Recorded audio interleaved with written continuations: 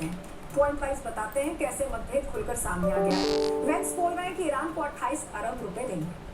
Trump ने fund देने से इनकार किया। हमने आपको उनका ट्वीट दिखाया। वेंस ने कहा कि ईरान शर्तों पर रहा तो फंड मिलेगा। एमओयू में न्यूक्लियर शर्त मानने पर ही फंड मिलेगा।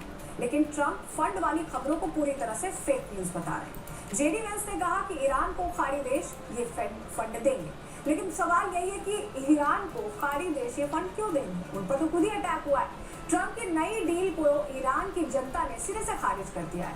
इसे महज एक चालबाजी बताते हुए हजारों लोग सड़कों पर उतरे, जो तस्वीर हम आपको दिखा रहे हैं, और जमकर विरोध प्रदर्शन कर रहे हैं। ईरान ने भी कड़ा रुख अपनाते हुए साफ कर दिया है कि वो किसी भी दबाव में नहीं झुकेंगे और अपना न्यूक्लियर प्रोग्राम किसी भी कीमत पर बंद नहीं करेंगे।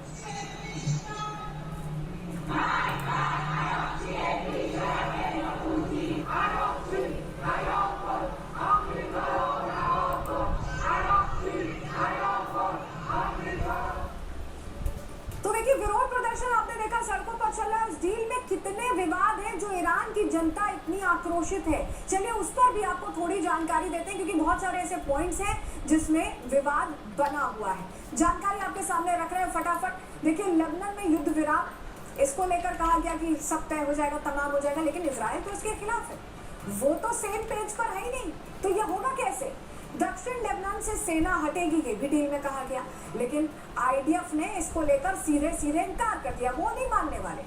ईरान बोला फंड मिलेगा, लेकिन यूएस बोला नगद नहीं देगा। तो बहुत सारे विरोधाभासी बातें हैं इसमें। ईरान को पुनर्निर्माण का फंड देने की बात भी कही गई। ट्रंप कह रहे हैं कि ये पूरी तरह से फेक न्यूज है, इसमें कोई सच्चाई नहीं है। न्यूक्लियर पर बात 60 दिन बाद होगी, ये कहा गया इस डील के तहत, लेकिन कोई ठोस रोड मैप इस पूरी कहे एमओयू में 14 पॉइंट्स में कहीं दिखाई नहीं